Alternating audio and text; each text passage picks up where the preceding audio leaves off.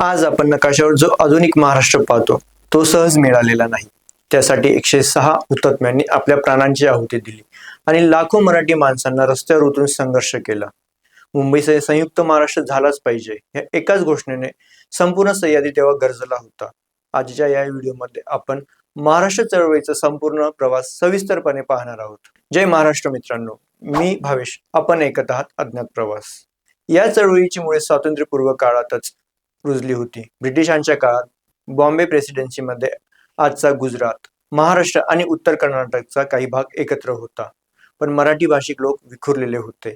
काही मुंबई प्रांतात, काही हैदराबादच्या निजामाच्या राज्यात म्हणजेच मराठवाडा, तर काही मध्य प्रांतात म्हणजेच विदर्भात. ब्रिटिश काळात भारताचे प्रशासन सोयीनुसार विभागलेले होते. महाराष्ट्र हा बॉम्बे प्रेसिडेन्सी, सेंट्रल प्रोव्हिन्स आणि बेरार तसेच हैदराबाद संस्थानात विखुरलेला होता. स्वातंत्र्यानंतर एकच भाषा, एकच राज्य ही मागणी जोर धरू लागली. मराठी भाषिक लोक भौगोलिक आणि सांस्कृतिक दृष्ट्या एकत्र येण्यासाठी ही चळवळ उभी राहिली. विठ्ठलरामजी शिंदे, साने गुरुजी, लोकमान्य टिळकांनी भाषिक प्रांतरचनेचे महत्व आधीच ओळखून त्याबद्दल भूमिका मांडली होती. 1920 मध्ये नागपूर अधिवेशनात काँग्रेस भाषिक प्रांतरचनेचे आश्वासन दिले होते. पण स्वातंत्र्यानंतर जेव्हा प्रत्यक्ष अंमलबजावणीची वेळ आली तेव्हा केंद्र सरकारने याकडे दुर्लक्ष करण्यास सुरुवात केली. मराठी भाषिकांमध्ये एकच भावना निर्माण करण्यासाठी 12 मे 1946 रोजी बेळगावमध्ये साहित्य संमेलन झाले आणि तिथेच खऱ्या अर्थाने संयुक्त महाराष्ट्र समितीची मुहूर्तमेढ रोवली गेली. संयुक्त महाराष्ट्राची संकल्पना म्हणजे केवळ एक राजकीय नकाशा नव्हता, तर ती विखुरलेल्या मराठी भाषिक प्रदेशाला एका छताखाली आणण्याची ओढ होती. 20व्या शतकाच्या सुरुवातीलाच श्रीधर व्यंकटेश केतकर आणि विठ्ठलरामजी शिंदे यांसारख्या विचारवंतांनी मराठी भाषिकांचे एक राज्य असावे ही कल्पना मांडली होती.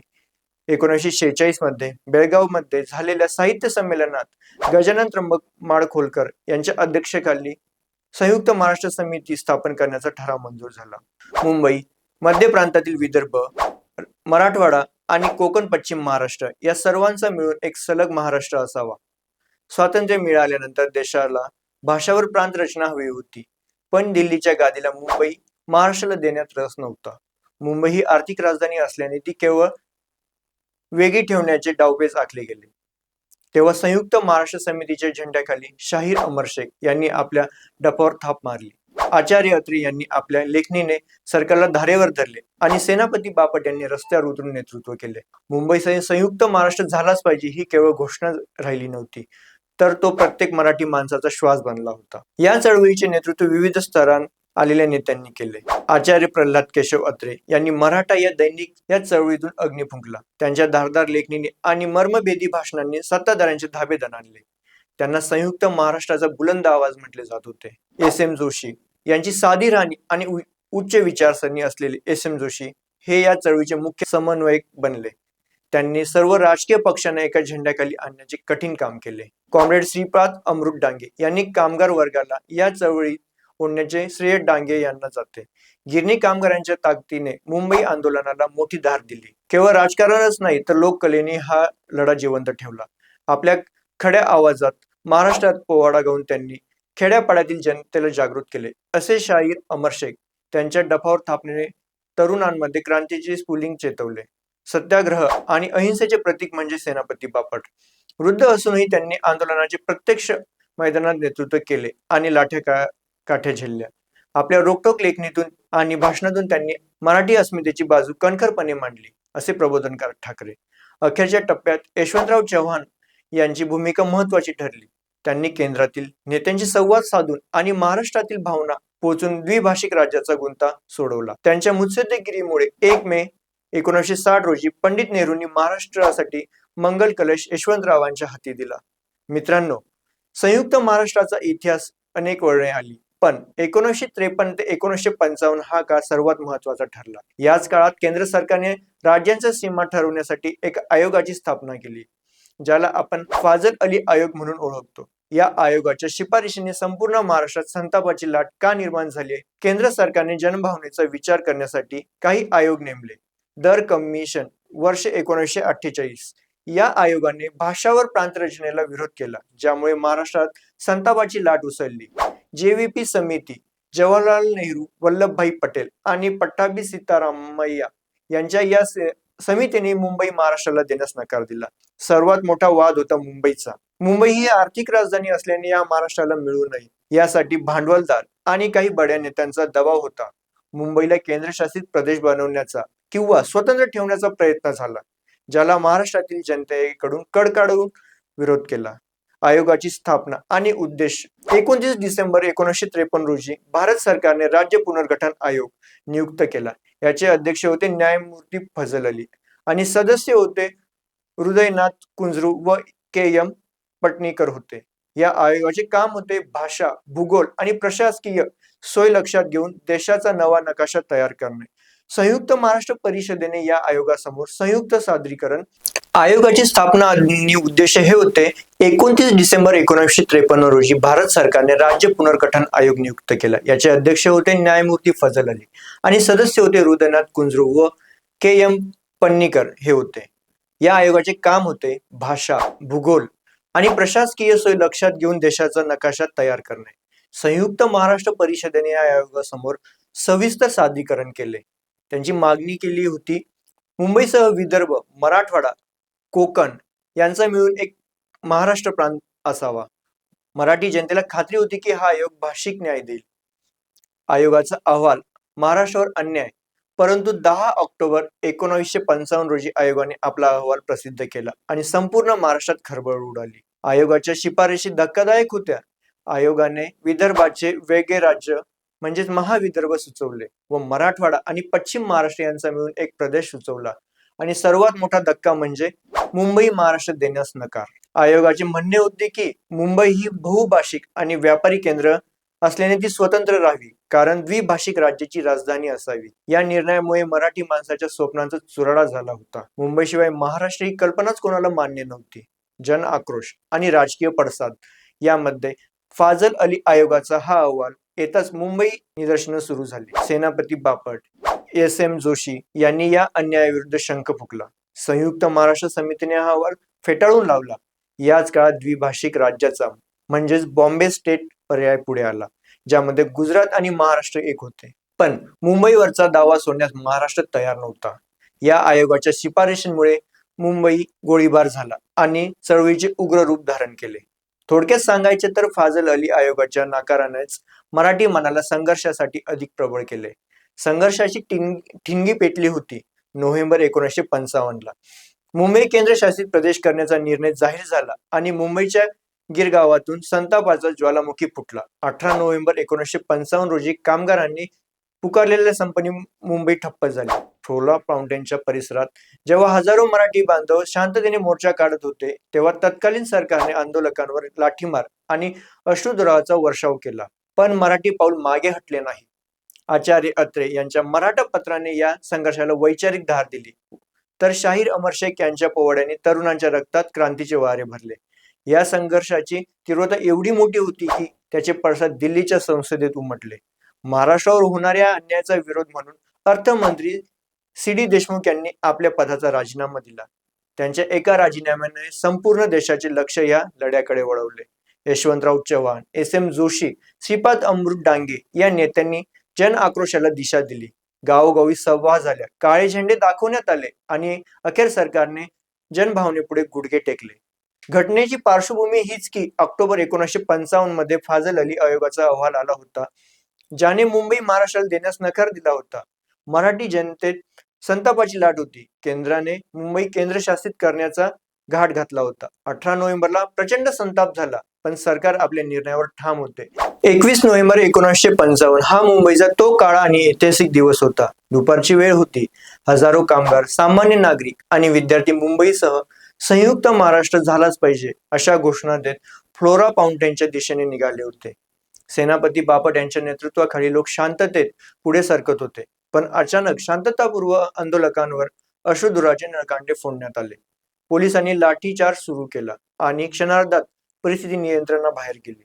तत्कालीन मुख्यमंत्री मोरारजी देसाई यांच्या सरकारने गोळीबाराचे आदेश दिले होते. काय घडले त्या गोळीबारात तर एकामागून एक गोळ्या झाडल्या गेल्या. अवघ्या काही मिनिटात मुंबईचे रस्ते रक्ताने माखले गेले. या भीषण गोळीबारात 15 जण जागीच शहीद झाले आणि 300हून अधिक जण जखमी झाले. या घटनेने संपूर्ण देश हादरला. या घटनेचे पडसाद उमटायला वेळ लागला नाही. जनतेचा रोष पाहून सरकारने मुंबईत संचारबंदी लावली, पण आचार्य अत्रे यांनी त्यांच्या मराठा पत्रातून या अमानुष कृत्याचा जोरदार निषेध केला. 21 नोव्हेंबरच्या या बलिदानाने आंदोलनाला मागे हटण्याऐवजी अधिक बळ दिले. जे आंदोलन आतापर्यंत केवळ भाषेसाठी होते, आता ते स्वाभिमानासाठी आणि शहीद बांधवांच्या न्यायासाठी बनले. याच घटनेने पुढे 1956च्या मोठ्या संघर्षाची आणि हुतात्म्यांच्या बलिदानाची पार्श्वभूमी घेतली. नोव्हेंबर 1955 मध्ये मुंबई प्रचंड निदर्शन झाली. तेव्हा मुख्यमंत्री मोरारजी देसाई यांनी आंदोलकांवर कठोर कारवाई करण्याचे आदेश दिले.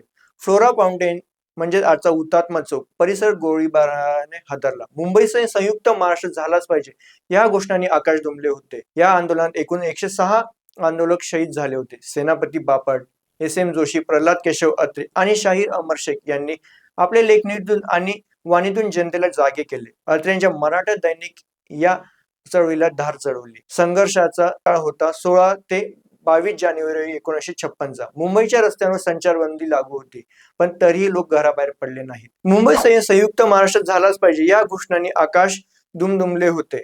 या आंदोलनात एकूण 106 आंदोलक शहीद झाले होते. सेनापती बापट, एस.एम. जोशी, प्रल्हाद केशव अत्रे आणि शाहीर अमर शेख यांनी आपले लेखणीतून आणि वाणीतून जनतेला जागे केले. अत्रेंच्या मराठी दैनिकाने तर या चळवळीला धार चढवली. संघर्षाचा सर्वात भीषण काळ होता 16 ते 22 जानेवारी 1956चा. मुंबईच्या रस्त्यावर संचारबंदी लागू होती, पण तरीही लोक घराबाहेर पडले. तत्कालीन मुख्यमंत्री मोरारजी देसाई यांनी आंदोलकांना पायबंद घालण्यासाठी थेट गोळीबाराचे आदेश दिले. मुंबईच्या रस्त्यांवर रक्ताचे पाट वाहिले.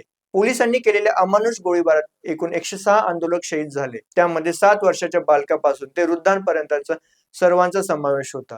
या बलिदानाने आंदोलनाला केवळ तीव्रता दिली नाही, तर त्याला एका पवित्र लढ्याचे रूप दिले. मुंबईसह संयुक्त महाराष्ट्र झालाच पाहिजे ही घोषणा आता प्रत्येक मराठी माणसाच्या घराघरात पोहोचली होती. 1956 मध्ये केंद्र सरकारने राज्यांची पुनर्रचना करण्यासाठी कायदा केला. सुरुवातीला मुंबईला केंद्रशासित करण्याचा विचार होता, पण त्याला प्रचंड विरोध झाला. शेवटी एक सुवर्ण मध्य म्हणून 1 नोव्हेंबर 1956 रोजी द्विभाषिक बॉम्बे राज्य अस्तित्वात आले. या राज्याची रचना अशी होती तर यात आजचा पूर्ण महाराष्ट्र, विदर्भ, मराठवाडा, पश्चिम महाराष्ट्र आणि कोकण समाविष्ट होता. तसेच आजचा संपूर्ण गुजरात आणि सौराष्ट्र यांचाही समावेश होता. आणि सर्वात महत्वाचे म्हणजे त्यावेळी वादात असलेली मुंबई या राज्याची राजधानी करण्यात आली. परंतु द्विभाषिक राज्याचे पतन झाले. 1957च्या निवडणुकीत संयुक्त महाराष्ट्र समितीला प्रचंड यश मिळाले. जनतेने आपला कौल दिला होता. त्यांना द्विभाषिक राज्य नको होते. प्रशासकीय अडचणी, भाषिक वाद आणि जनतेला वाढता असंतोष पाहून केंद्र सरकारला कळून चुकले होते की हा प्रयोग आता फार काळ टिकणार नाही. अखेर इंदिरा गांधी यांनी काँग्रेस अध्यक्ष असताना या प्रयोगाला पूर्णविराम देण्याचा निर्णय घेतला. 3 वर्ष आणि 6 महिन्यानंतर हा द्विभाषिक प्रयोग संपुष्टात आला आणि 1 मे 1960 रोजी 2 वेगळ्या राज्यांचा जन्म झाला. या विशाल द्विभाषिक राज्याचे पहिले मुख्यमंत्री म्हणून यशवंतराव चव्हाण यांनी शपथ घेतली. त्यांच्यासमोर मोठे आव्हान होते, कारण एका बाजूला गुजराती जनतेच्या आकांक्षा होत्या आणि दुसऱ्या बाजूला मराठी माणसाचा स्वतंत्र महाराष्ट्राचा ध्यास होता. पण हा प्रयोग जनतेला मान्य नव्हता. महाराष्ट्र संयुक्त समितीने आंदोलन तीव्र केले. त्यांना मुंबई महाराष्ट्रात हवी होती, गुजरात सोबत नको. आणि गुजरातमध्ये महागुजरात आंदोलनाने जोर धरला. त्यांनाही स्वतःचे वेगळे राज्य हवे होते. थोडक्यात एकाच घरात 2 वेगळ्या विचारधारा असलेले भाऊ एकत्र ठेवल्यासारखी ही स्थिती झाली होती. 1957च्या निवडणुकीत संयुक्त महाराष्ट्र समितीला मिळालेल्या अभूतपूर्व यशाने दिल्ली हादरली होती. द्विभाषिक राज्य टिकणे आता अशक्य आहे हे काँग्रेस नेतृत्वाच्या लक्षात आले होते. या काळात इंदिरा गांधी यांनी काँग्रेसच्या अध्यक्षपदी असताना महाराष्ट्राची परिस्थितीचा अभ्यास केला आणि त्यांनी स्वतंत्र महाराष्ट्र राज्याचा आग्रह धरला. यशवंतराव चव्हाण यांनी केंद्रात अतिशय मुत्सद्देगिरीने मराठी जनतेची बाजू मांडली. अखेर केंद्राने महाराष्ट्र आणि गुजरात ही 2 वेगळी राज्ये करण्याच्या निर्णयावरती शिक्कामोर्तब केले. मुंबई कोणाची या प्रश्नाचे उत्तर अखेर मिळाले होते. मुंबई महाराष्ट्राचीच. जनतेचा रोष पाहून अखेर केंद्र सरकारला झुकावे लागले. नोव्हेंबर 1956 मध्ये द्विभाषिक राज्य मुंबई आणि गुजरात मिळून अस्तित्वात आले, पण तेही अयशस्वी ठरले. अखेर इंदिरा गांधी यांनी यामध्ये मध्यस्थी केली. 30 एप्रिल 1960च्या मध्यरात्री मुंबई राजभवन येथे सोहळा झाला आणि 1 मे 1960 रोजी पहाटे पंडित जवाहरलाल नेहरू स्वतंत्र महाराष्ट्र राज्याची घोषणा केली. महाराष्ट्र पहिले मुख्यमंत्री म्हणून यशवंतराव चव्हाण यांनी शपथ घेतली. मुंबईसह संयुक्त महाराष्ट्राचे स्वप्न साकार झाले. पण यासाठी बेळगाव, कारवारसह सीमा भागाचा प्रश्न आजही प्रलंबित आहे. 30 एप्रिल 1960 ची ती मध्यरात्र संपूर्ण मुंबई आणि महाराष्ट्र जागता होता. मुंबईतील राजभवनात एक विशेष सोहळा आयोजित करण्यात आला होता. पंडित जवाहरलाल नेहरू स्वतः या सोहळ्यासाठी उपस्थित होते. घड्याळाचा काटा 12 वर गेला आणि आसमंतात जय महाराष्ट्र घोषणाने दुमदुमला गेला. पंडित जवाहरलाल नेहरू महाराष्ट्राच्या नकाशाचे अनावरण केले आणि नव्या राज्याचा मंगल कलश पहिला मुख्यमंत्र्यांच्याच म्हणजे यशवंतराव चव्हाण यांच्या हाती सोपवला. शिवरायांच्या या भूमीला अखेर तिचे हक्काचे राज्य मिळाले होते. 1 मे 1960 नव्या युगाच्या पहाटेपासून संपूर्ण महाराष्ट्र गुढ्या उभारल्या गेल्या. शिवरायांच्या पुतळ्यांना हार घालण्यात आले. कामगारांनी, कष्टकऱ्यांनी आणि सामान्य जनतेने रस्त्यावर उतरून विजयोत्सव साजरा केला. शिवाजी पार्कवर झालेल्या अलोट सभेत यशवंतराव चव्हाण यांनी महाराष्ट्राच्या विकासाची शपथ घेतली. हा महाराष्ट्र हुतात्म्याचा बलिदानापासून उभा आहे, याचे पावित्र्य आपण राखूया असा संदेश त्यांनी दिला. याच दिवशी कामगार दिनही असतो, त्यामुळे कामगारांच्या संघर्षाचा हा दुहेरी विजय ठरला. तसेच संयुक्त महाराष्ट्र चळवळीचे दूरगामी परिणाम. या चळवळीचा पहिला आणि सर्वात मोठा परिणाम म्हणजे राजकीय सत्तेत झालेले विकेंद्रीकरण. पूर्वी सत्ता केंद्र केवळ मुंबईत एकवटले होते, पण संयुक्त महाराष्ट्राच्या निर्मितीनंतर विदर्भ आणि मराठवाडा मुख्य प्रवाहाशी जोडले गेले. ग्रामीण भागातील नेतृत्व पुढे आले. यशवंतराव चव्हाणांसारख्या नेत्यांनी बहुजन समाजाला सत्तेत वाटा मिळवून दिला. यामुळे राजकारणात केवळ शहरांनाच नाही तर खेड्यापाड्यांचाही आवाज घुमू लागला. महाराष्ट्र मिळालेल्या मराठी ही राजभाषा होती. सरकारी कामकाज, शिक्षण आणि न्यायालयीन प्रक्रियेत मराठीचा वापर वाढला. मराठी साहित्याला आणि कलावंतांना राजाश्रय मिळाला. दुसरा महत्वाचा परिणाम म्हणजे मराठी भाषेचा सन्मान. मुंबईसह महाराष्ट्र मिळाल्याने मराठी ही राजभाषा झाली. सरकारी कामकाज, शिक्षण आणि न्यायालयीन प्रक्रियेत मराठीचा वापर वाढला. मराठी साहित्याला आणि कलावंतांना राजाश्रय मिळाला. यामुळे मराठी माणसाचा आत्मविश्वास वाढला. आपण केवळ कष्टकरी नाही तर एका समृद्ध संस्कृतीचे वारसदार आहोत. आज आपण जो मराठी बाणा पाहतो त्याची बीजे या चळवळीने रोवली आहेत. तिसरा मोठा बदल म्हणजे आर्थिक होता. संयुक्त महाराष्ट्राच्या स्थापनेनंतर राज्याने औद्योगिक विकासाकडे लक्ष दिले. मुंबई ही आर्थिक राजधानी राहिल्यामुळे राज्याला मोठा महसूल मिळाला, ज्याचा उपयोग उर्वरित महाराष्ट्राचा विकास करण्यासाठी झाला. याच काळात पश्चिम महाराष्ट्रात सहकार चळवळ फोफावली. साखर कारखाने, दूध डेअरी आणि सहकारी बँकांचे जाळे विणले गेले, ज्यामुळे ग्रामीण अर्थव्यवस्था आजही सीमा प्रश्न आणि प्रलंबित लढा चालूच आहे. संयुक्त महाराष्ट्र झाला तरी बेळगाव, कारवार, निपाणीसह अनेक मराठी भाषिक गावे कर्नाटक राज्यातच राहिली, भक्कम झाली. या भागातील मराठी माणसाचा लढा आजही सुरू आहे. हा या चळवळीचा एक असा भाग आहे जो आजही अपूर्ण आहे असे मानले जाते. मुंबईच्या मध्यवर्ती भागात असलेला हुतात्मा चौक हे केवळ एक स्मारक नाही तर ते मराठी अस्मितेचे ऊर्जा केंद्र आहे. 21 नोव्हेंबर 1955 आणि जानेवारी 1956च्या गोळीबारात शहीद झालेल्या त्या 106 जणांच्या स्मृती प्रित्यर्थ हे स्मारक उभारले गेले आहे. आजही जेव्हा आपण तिथून जातो तेव्हा तिथली ती अखंड तेवत असलेली ज्योत आपल्याला आठवण करून देते की ही मुंबई आपल्याला दान म्हणून मिळालेली नाही तर ती रक्ताने मिळवलेली आहे. दरवर्षी 1 मे रोजी तिथे दिली जाणारी मानवंदना हा आपल्या कृतज्ञतेचा एक भाग आहे. साहित्यातील आणि कलेतील वारसा या चळवळीने महाराष्ट्राला केवळ भूभाग दिला नाही तर एक प्रखर साहित्याचा वारसा दिला आहे. शाहिरी परंपरा ही शाहीर अमर शेख, अण्णाभाऊ साठे आणि शाहीर गव्हाणकर यांनी रचलेले पोवाडे आजही अंगावर शहारे आणतात. हा शाहिरी वारसा आजही आपल्या लोकसंस्कृतीचा अविभाज्य भाग आहे. साहित्याबद्दल सांगावं तर आचार्य अत्रेंचा अग्रलेख असोत किंवा त्या काळातील जळजळीत कविता, या साहित्याने मराठी भाषेला एक नवीन धार दिली आहे. नाटक आणि चित्रपट, अनेक नाटके आणि चित्रपटांमधून हा संघर्ष आजही जिवंत ठेवला जातो. हा सांस्कृतिक वारसा जपणे हीच या नेत्यांना खरी श्रद्धांजली आहे. नव्या पिढीची जबाबदारी आहे की आजचा वारसा म्हणजे केवळ इतिहास सांगणे नव्हे तर तो आचरणात आणणे होय. आजच्या जागतिकीकरणाच्या युगात मराठी भाषा अभिमानाने बोलणे हा या चळवळीचा खरा वारसा आहे. महाराष्ट्राच्या उद्योग, शिक्षण आणि तंत्रज्ञान क्षेत्रातील प्रगतीत आपला वाटा उचलणे ही त्या हुतात्म्यांच्या स्वप्नातील महाराष्ट्र निर्मिती आहे. मराठी तुका मिळवावा, महाराष्ट्र धर्म वाढवावा या समर्थ रामदासांच्या उक्तीप्रमाणे जात पात विसरून सर्व मराठी बांधवांनी एकत्र राहणे हाच या चळवळीचा सर्वात मोठा संदेश आहे. आज आपण ज्या हुतात्मा चौकात जातो तिथे त्या 106 हुतात्म्यांच्या बलिदानाची स्मृती जपली जाते. 1 मे हा दिवस आपण महाराष्ट्र दिन म्हणून साजरा करतो. साने गुरुजींचे संस्कार, अण्णाभाऊ साठेंची शाहिरी आणि सेनापती बापट यांचा त्याग, प्रबोधनकार ठाकरे यांचे लेखन हा आपला वारसा आहे. हा वारसा पुढे पिढीपर्यंत पोहोचवणे हे आपले कर्तव्य आहे. मित्रांनो, हा इतिहास आपल्या लढण्याची प्रेरणा देतो. तुम्हाला ही माहिती कशी वाटली? कमेंटमध्ये नक्की सांगा. आपल्या चॅनलला सबस्क्राईब करायला विसरू नका आणि व्हिडिओ लाईक, शेअर करा. जय हिंद, जय महाराष्ट्र.